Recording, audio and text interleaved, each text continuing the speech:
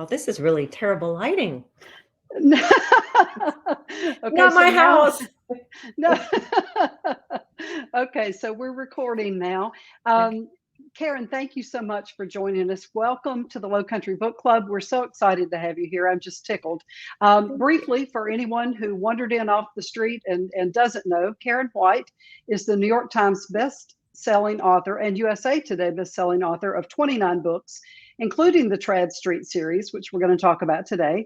She has nearly 2 million books in print in 15 different languages. She's also the co author of 3 other titles with best selling authors Beatrice Williams and Lauren Willig.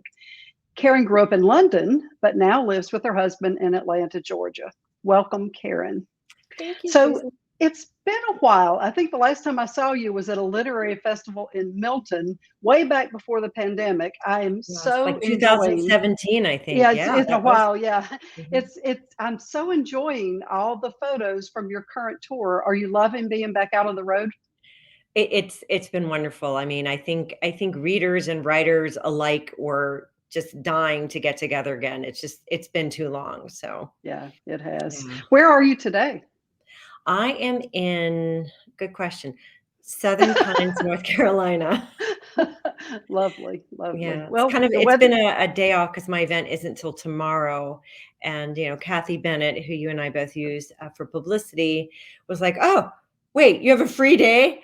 Let me fill it with something." I'm like, "No, don't," because I have copy edits due I need to work on. I Yeah. had revisions that were due Monday. I was working while I was traveling and in my hotels or whatever. So I just want a day to sit still and work. I So, bet you do. Yes, I'm familiar with Kathy's antics. She yes, will the she the will keep author you killer, busy. as we affectionately call Yeah, her. she will keep you busy. Yes. So before we get to the attic on Queen Street, let's talk a bit about the series as a whole.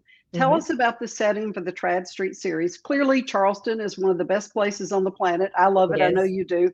Tell Yes. us what inspired you to set this particular series in the Holy City. Well, you will be, I think a lot of people are very surprised to hear that when I first thought I would write a series, I naturally thought it would be set in New Orleans. Why New Orleans? Because I know New Orleans. I went to college in New Orleans. Very similar to Charleston in terms of climate, deep south, flying cockroaches, great cuisine, beautiful architecture, and of course, reputation of being very haunted. But when I first started planning this series, Katrina happened, Ah, and I knew that I had to redirect this series. I would eventually go back and write about New Orleans, but right. I knew at the time that Katrina was too big of a character to fit into this series. And not that I want to call a hurricane like Katrina serendipitous, but I think for this series, it worked out because I cannot imagine Jack and Melanie and the rest of the gang anyplace else but Charleston. So Well, it's a perfect setting. Do I you agree. spend do you spend time in Charleston when you're writing? I try to, yes. Because I believe in suffering for my craft. I do believe in in visiting the places I'm writing about. It was my daughter got her graduate degree from in historic preservation at the College of Charleston. So, Wow. I visited her like every weekend. No, not every. I wanted to, and she was like, "Mom, no." Enough. Yeah, So yes, I mean it's to me because setting is as much a character as the right. actual characters are.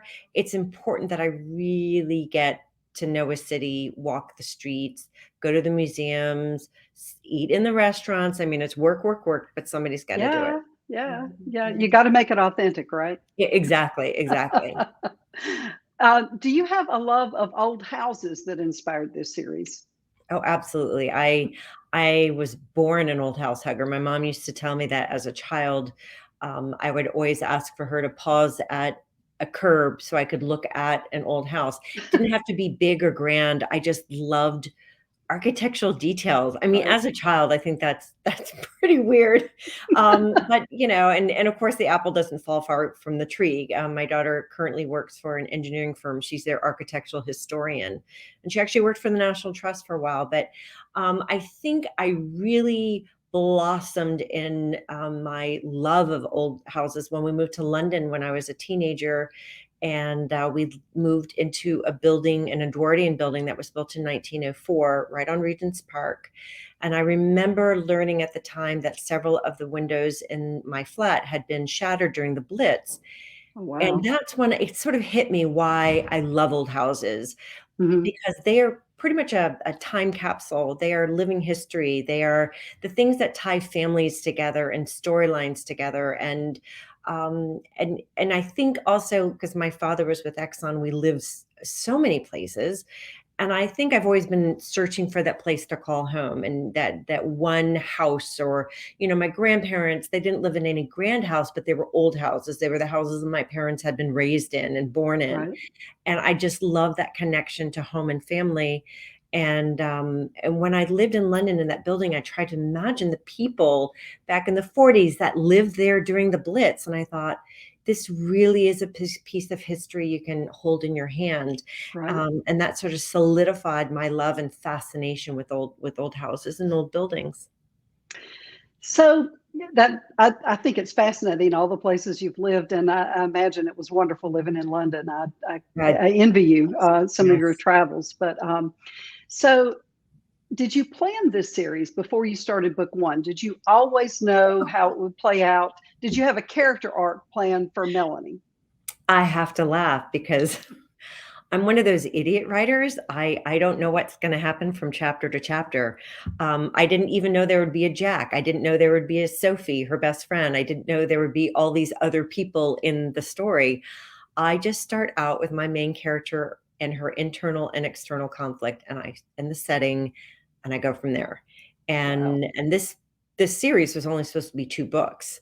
Hmm. And when I was almost done with the second book, my editor said, actually, the first book's been pretty popular. Can you write 3 more instead of just 1 more? So then it was going to be a series of 4. So I was in the middle of writing the second book. And so I'm like, okay, so if I can't tidy everything up, I need to have a big cliffhanger. And so I did. And every book since then has had a cliffhanger because, so when I got to the fourth book, Return to Trad Street, I Hmm. tidied everything up, and then I typed the end, and that's when I thought, I'm not done. I can't say goodbye to these characters, so I snuck in an epilogue.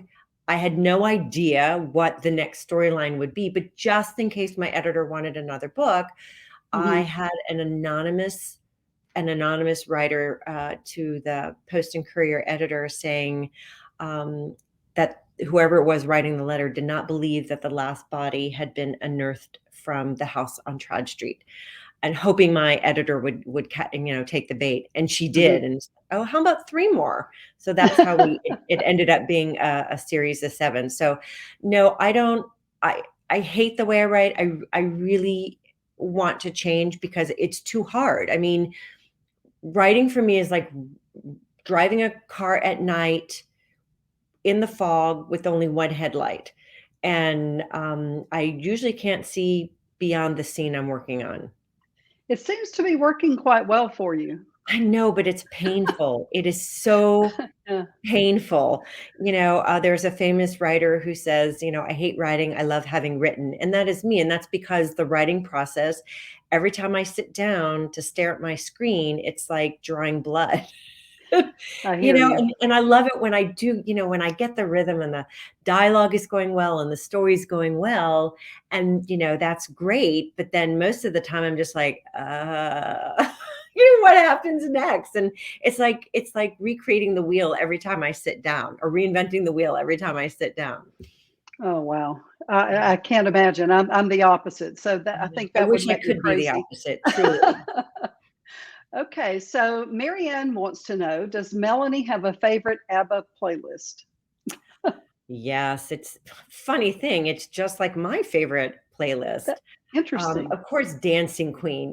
For a long Yeah. time, my husband, and I'm sure Jack as well, has plays uh, Dancing Queen. That's the ringtone when she calls. And of course, Fernando is way up there because remember, that's what her mother and Nola perform at her 40th birthday. Mhm. SOS is just a great one. Mamma Mia, that's now when her kids call, that's the ringtone she has. So I could go on and on and on, because really, is there any ABBA song that's not absolutely amazing. No, of course not. Yeah. Okay. So, Betty Conway Erb wants to know, have you drawn from personal experiences with the Trad Street series? No, not at all. I mean, it is my dream to live in an old house in Charleston. Mm. It is not my dream to see dead people. I love writing about them. I love being scared by them. I don't want to wake up in the middle of the night and have one in the room with me. I'm not crazy about seeing them or experiencing them. My son, however, has had 3 pretty major incidents, which I have witnessed. So I Really? don't doubt the existence of them at all. There's been going back, into history, Winston Churchill actually conversed with the ghost of Abraham Lincoln, and so did the Queen of the Netherlands in the White House. So I don't doubt these things exist. And I write fiction. I can write whatever I want. All of those are kind of based on stories that I've been told or read about. Seeing somebody standing behind you in a mirror. Mhm. No, thank you. But I love writing it. I love scaring other people. I just don't want to be scared myself. I hear you. So, tell us about your inspiration for Melanie, for that character. Is she based on anybody you know? No, it's funny because when I had been writing my women's fiction single title Mhm. books and growing an audience since 2000 when I started writing this series and when I started thinking about it in 2005. And, just the idea hit me that to write a series. And I knew that a protagonist in a series has to be pretty compelling, something, a little flawed, a little quirky, but interesting enough to carry a series. And Right. I've been, I don't know about you, but when I'm writing, when I'm trying to think about it, it won't happen. It's when I'm not thinking about it or thinking about something else that the idea hits me. So I knew I've been kind of like playing around in my head about, a compelling character that could carry a series, and it hadn't really hit me yet. And then there I was taking a shower, and the character of Melanie Middleton walked into my head fully formed. I knew she was OCD. I knew she was a very successful realtor specializing in historic real estate. I also knew that she was a warm, out on the outside, she was very confident, very independent, secure, successful woman, but inside she was a quivering bowl of warm jello. Um, I knew that she was pretty much alone in the world. And I knew that even though her bread and butter was antique real estate, she hated old houses. And the reason why she hated old houses was because old houses always came with a spirit or 2 or 3 who needed help with unfinished business or solving some mystery. And since she was a child, she's been a beacon for those restless spirits, and she has learned how to drown them out, usually by singing ABBA very loudly. And all of that just came to you in the shower, just like that. That's Because I amazing. wasn't thinking about it. Yeah. And I was like, "Whoa, Melanie, where are you coming from?" I even knew her first name was Melanie. I knew her first name was Melanie. So, Yeah, did Jack appear to you that way too? Was he like in exactly. While I was writing, that first chapter, I thought, "Okay, well, she needs to have a foil."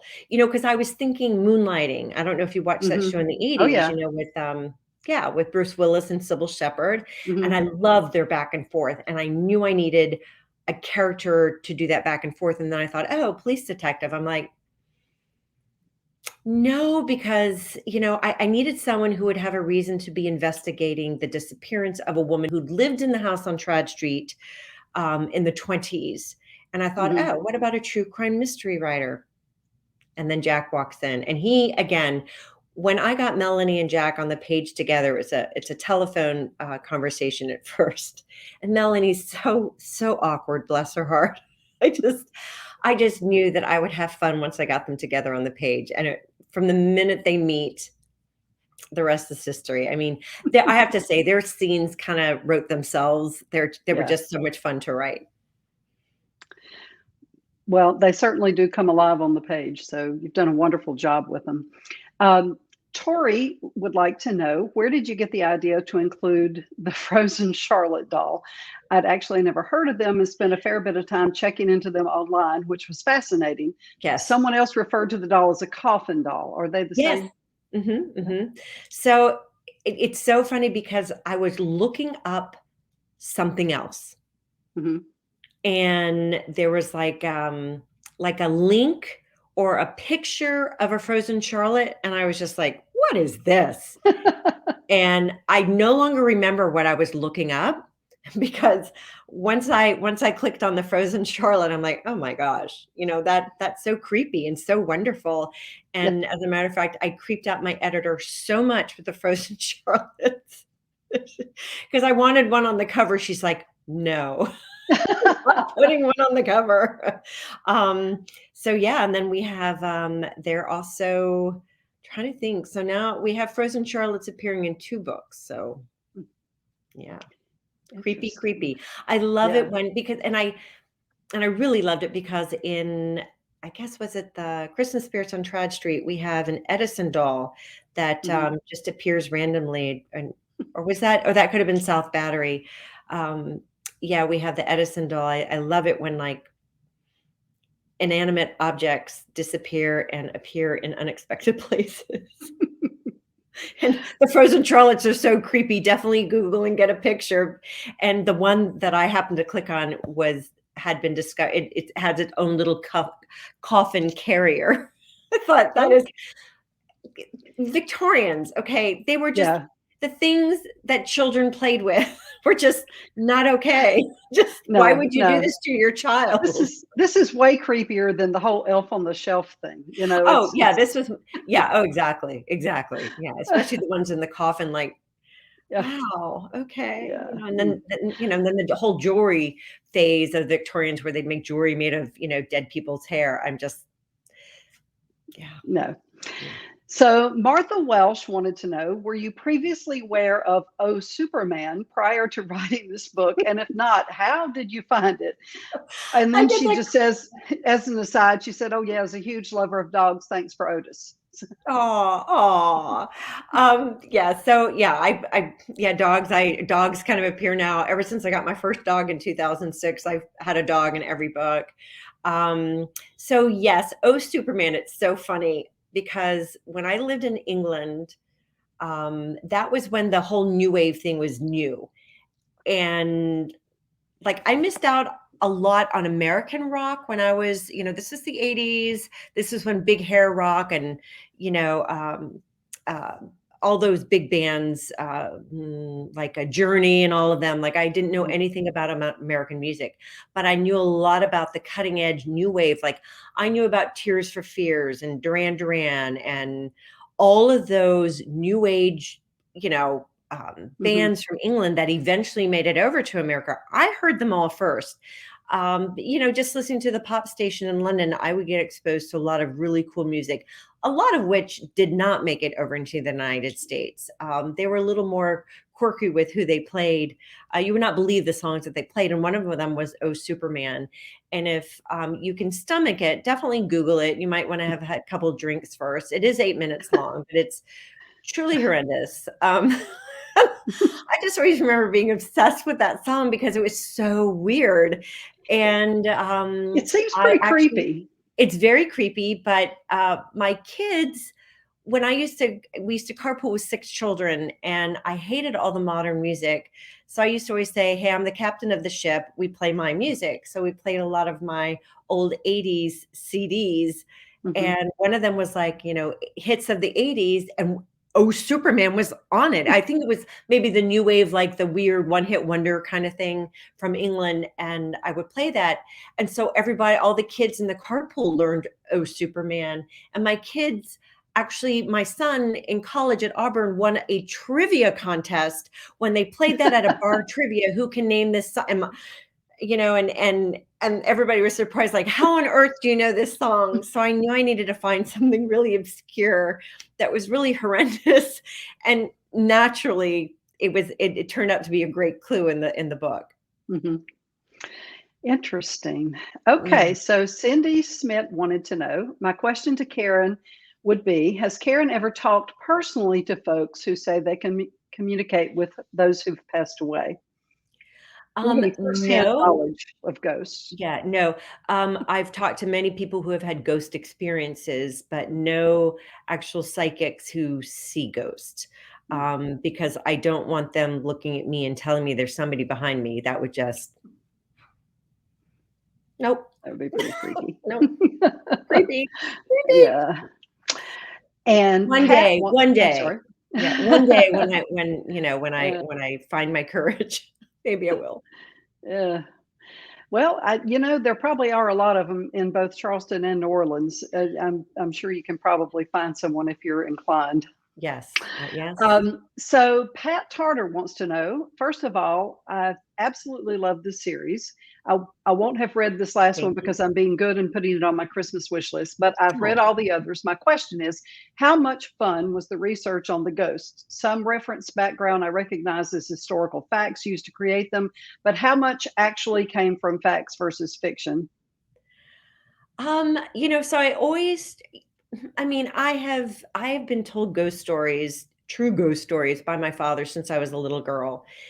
And I've because I love history, I always love the historic element of ghosts, Mm, where they're coming from. Not all ghosts, of course, are from the past. Some of them could be, from the 2000s, just people right. who, have died and had unfinished business. But so many came from just really traumatic events in the past, especially war, Revolutionary War, Civil War, yellow fever epidemics, things like that, where people just died unexpectedly. And some of them aren't really aware that they're dead. So, yeah, so like the earthquake of 1886 in Charleston, where people died, and then the fires um, so I looked at it like, oh, so here's this historic event. I'm sure there were people who died Right. unexpectedly or unplanned that weren't able to finish whatever they were doing in life. And so Mhm. my ghosts, they just kind of respond naturally from actual events because I think whenever I hear ghost stories, that tends to be the case. So makes them more believable if you believe in that sort of thing. Right. For one, I do. I mean, I'm with you. I think they are. There's no way they're not real, but I've never actually seen one Right. And you're okay myself. with that. Yeah, yeah, I'm perfectly okay with that. Okay, so someone asked, I don't have a name for this. Are you a plotter or a pantser? I think you've answered that. Oh, definitely a You're pantser. definitely a pantser. Do what? Yeah, definitely a pantser, yeah, no question. Okay. Not recommended. And Pi Pi would like to know, do you listen to music when you write or have some sort of noise, or do you prefer silence? And I if you listen to absolutely music, have what kind? yeah. So I'm a musician. I have sung and played piano pretty much all my life. I adore music. My friends always laugh because if I go into a restaurant or any kind of place and there's just music playing, go shopping or whatever, and there's just soft music playing in the background that nobody is hearing, I hear it, and I can name a song in 20 seconds from, like, the last 50 years. I pay too much attention to it, which means that I cannot have even classical. I play classical piano. Um, I've sung in, professional choirs. I cannot have anything playing in the background. Usually my background is just my dog licking herself, which is pretty annoying, but can't be avoided. Um, let's see. Okay, so Karen wants to know, after reading The Attic on Queen Street, that it will be the final book in the Trad Street series, it got me wondering what prompts an author to end a series. Basically, my characters. I have tortured Melanie and Jack for so long. They're older now. They're like looking at me like, okay, Karen, we're ready to live our happily ever after. Can we just move on? And since there is now such a large cast of characters in the series, if I wanted to do a spin-off, which we will talk about in a minute, um, there was a very natural break and a very Right. natural character to sort of carry on the sort of the whole feeling of the Trout Street series, Mhm.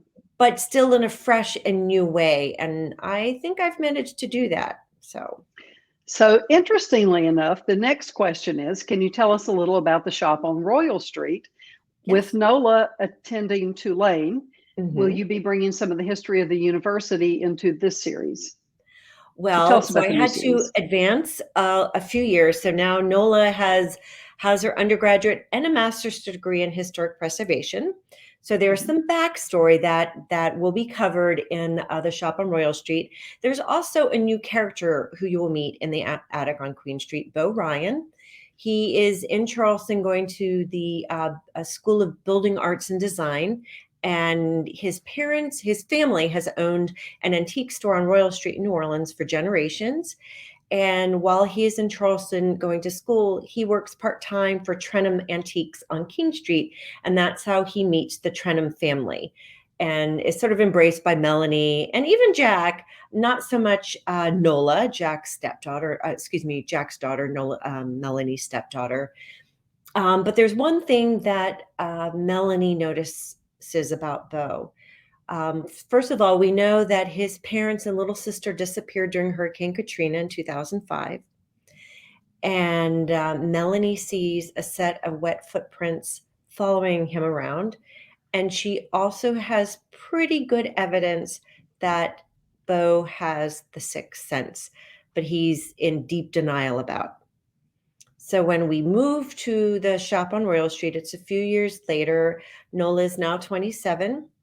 um, she is starting a new job in New Orleans, and she's buying her first house in the Marigny neighborhood. And of course, Melanie has to come from Charleston to help her buy the Of house. And course. the house, because that's what she does. She brings her spreadsheets and everything, and the house happens to be owned by JR Properties, which is Beau's family's business. They own a lot of old properties and they restore them. And it's very apparent in the first book that there are some restless spirits existing in the house that might need to be eradicated before Nola can live her happily ever after. And that's maybe where Beau comes in. I guess we'll find Oh, out. okay. So, this is going to be very similar, continuing in the same tradition of the Trad Street books, Exactly. Except the main but in New character, Orleans. Nola, does not have the Hmm. gift. It will be another character. Yeah, right. So this will be Interesting. really fun. Yes, but Nola Uh, has a very interesting backstory, and some issues that and because she's only 27, I can write 50 books in this series because there's so many years to torture Nola. Whereas whereas Melanie and Jack were older, they're already in their 40s, going to their 50s. So, they're that's a limited amount of books now. So, but with Nola, if people love this series as much as I hope they will, I could go on and on and on. so you just And there needed will be a visits younger, from the you needed a Charleston younger family. person to torture. Yeah, yeah, it's great. Okay. All right. Well, this worked out. You had Yeah, one ready. What yeah. tell us about Nola? What inspired the character of Nola? Because we had her, younger and kind of watching her a certain way through, the teenage years and whatnot. What inspired this character? Did she appear to you in the shower too? No, it's really, you remember how I said that I was finishing up the series in the second book when they said they wanted another Hmm. character, another book, another three books. I was like, oh, okay. So I need to end this on a cliffhanger. That's where Nola came in. I was just thinking, okay, what would be something unexpected and she jumped into my head. And I don't want to spoil anything for anybody who has not read the series, but I didn't know she would play such a large part in the rest of the series, and she does. So she's almost 14. She's come from California. Her mother has died. Her mother was a drug addict who was trying to get into the music scene.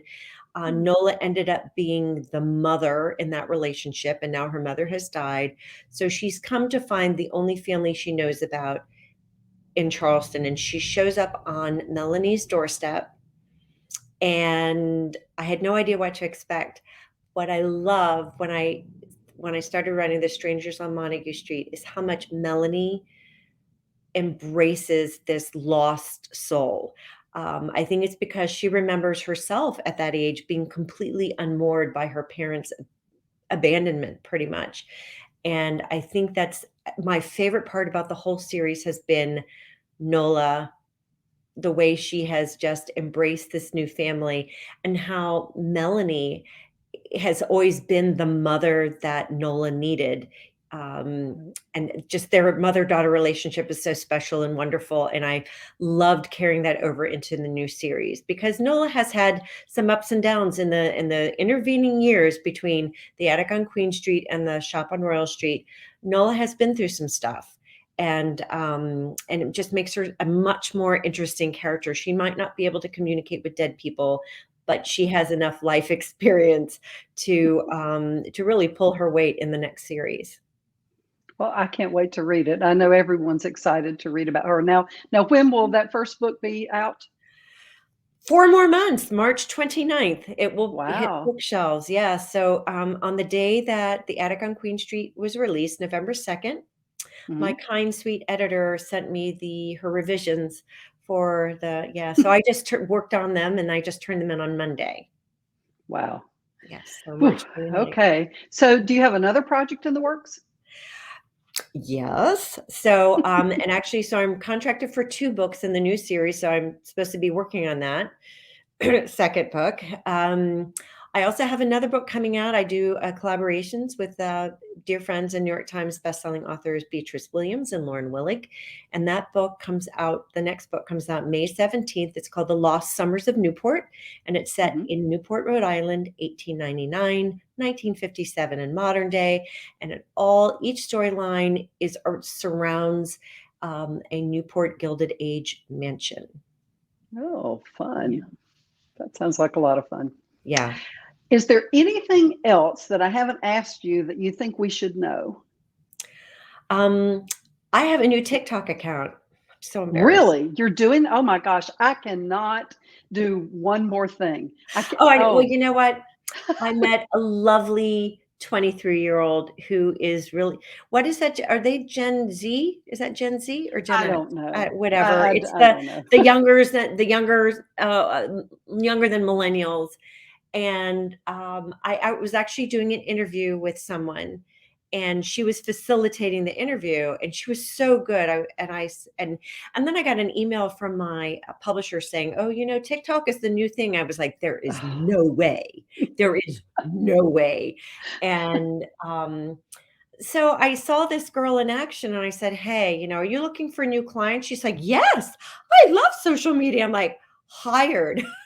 so so I feed her with, like I'll do the pictures and I'll do captions and stuff, and then she just makes them beautiful and amazing and puts together the TikTok videos. So, I'm sorry. um, Now what is her name? I'm not telling you because I'm kidding. yeah, no, you email me separately and then you Okay. can Okay. negotiate with her. But remember, I saw her first. I get priority. Oh, well, you've already latched her down, right? I mean, you this is all sewn up. Yeah, I know, right? Because yeah, I know. She's just incredible, and she Oh, loves it. And I don't mind it, but as you know, a writer, the research, the writing, the you time, it's there's it's only so much you exhausting. can do. There's too No. many channels. I feel like I'm stretched so thin already to do one more thing, and not just to do it, but to learn how to actually be on that platform and interact Yes. in it. And I Yes. just I don't know. Yes, and I can't. not act like somebody's putting a gun to the back of your head, you know? Right, It exactly. should be fun, and it would be Yeah, fun if I didn't also have to do the writing. You right. can't do both. It's Yeah, too and you're doing this. I just it is too much. yeah. I There are sometimes too wish many that I had things. too many too many things, and my brain is, like, Yeah. already, not to my daughter's getting married next year. Oh, congratulations. Yeah, so it's all of that, and then some. Oh, It's yeah. exhausting. Yeah. Uh, well, I really appreciate you taking the time to chat with us. I know that Well, you're thank super busy you. right now, and we have just I've really enjoyed having you, and Thank everyone's you. going to This has been a enjoy blast. listening to this. Oh, It's been a lot Thank of fun. you. It's good to see you, even if You too. it's I hope to see you in virtually. person in the very near Yes, future, at least me in too. 2022. So Me too. All right. Well, you take care. Safe thank travels. Have you. fun on the tour. Thank you. Thanks so much. Y'all take Thank care. you. All right. Bye Bye bye. bye.